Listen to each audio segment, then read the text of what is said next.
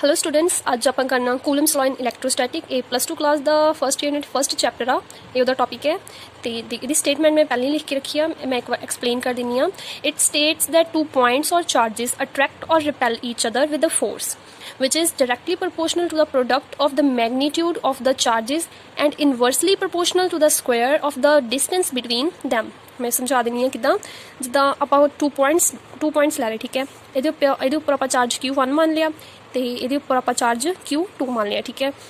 तो इन्हों के सेंटर दे विच जो डिस्टेंस आ उन्होंने आप मान लिया R square point A point B. Point A के उपर जो चार्ज आ वो है Q1 तो पॉइंट बी के उपर जो चार्ज वो है Q2। इन्हों के विचकार जो डिस्टेंस आ वो है आर स्क्वेयर, ठीक है। तो ये दोनों अपने को पॉजिटिव चार्जिज ने तो सेम चार्जिज जो होंगे आ वो एक दूसरे को रिपेल करते हैं। सेम चार्जिज रिपल्सिव होंगे आ, रिपल्सिव इन नेचर, ठीक है। तो जी Q2 ते फोर्स लगूगी वो इधर को लगूगी, ठीक है। जी Q1 ते लगूगी वो इधर को लगूगी, मतलब ऑपोजिट इन्हों के ऑपोजिट लगूगी, ठीक है। तो आप लिखना किदा जी अपने को एफ आ वो अपने को directly proportional uh Q1 and Q2 ते, ठीक है। अपने को Q1 चार्जिस दे डायरैक्टली प्रपोर्शनल आ तो उस तो बाद एफ इनवर्सली प्रपोर्शनल आ इन्हों के डिस्टेंस दे, ठीक है। चार्जिस दे डायरैक्टली प्रपोर्शनल तो डिस्टेंस दे स्क्वेयर दे इनवर्सली प्रपोर्शनल आ। फिर आप दोनों इक्वेशनस नूं कंबाइन करके लिखना। कंबाइन इन इक्वेशन 1 मान लिया, इन इक्वेशन 2 मान लिया। कंबाइन 1 एंड 2 दोनों इक्वेशनों को कंबाइन कर लिया। अपने को किया गया F is proportional to Q1 Q2 over R square.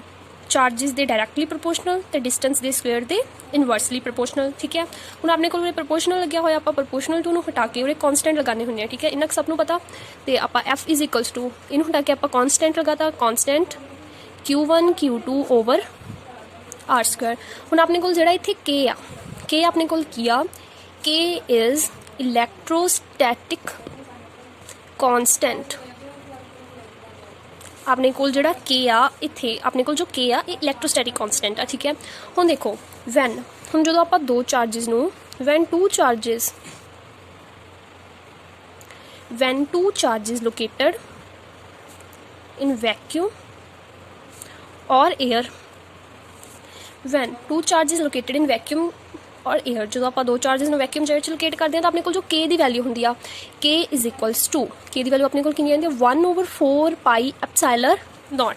तो अपने को जी एप्रॉक्स वैल्यू वो होंगी आ 8.99 इंटू 10⁻⁹, ठीक है। तो आप इनू की मान लेने होंगे 9 8.99 करीब 9 ही है ना, इसलिए आप इनू की लिख दें 9 इंटू 10⁻⁹। ये अपने को के दी वैल्यू आ के दी कह सकते हैं 4 पाई एप्सिलॉन नॉट दी कह सकते हैं। ये अपने को वैल्यू आ तीन जो यूनिट्स होंगे ने होंगे न्यूटन मीटर स्क्वेयर पर कूलम स्क्वेयर। हूँ ये देखो अपने को यूनिट्स किदा आई, ठीक है। हम यूनिट्स आप दस दें कि आई आ अपने को आ चीज़ अपने को बनी सी, ठीक है। आर आ जोड़ा इतने समझा दें अपने को जो आर आ एफ तो जो अपने को आर आ इधर आ गई ये नाल आ गई उपर आ गई आर स्क्वेयर तो जो Q1 Q2 सी वो नीचे आ गया Q1 Q2 is equals to के, ठीक है।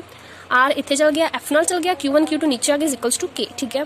एफ दी अपने को फोर्स की यूनिट की होंगी न्यूटन, डिस्टेंस अपने को होंगे मीटर स्क्वेयर तो चार्जिस का थोड़ा पता ही आ कूलम स्क्वेयर। ये अपने को किया गया न्यूटन मीटर स्क्वेयर पर कूलम स्क्वेयर। अपने को आंसर आ गया 9 इंटू 10⁻⁴ न्यूटन मीटर स्क्वेयर पर कूलम स्क्वेयर, ठीक है। आई होप थोड़ा सारे समझ लग गई होगी। Thank you.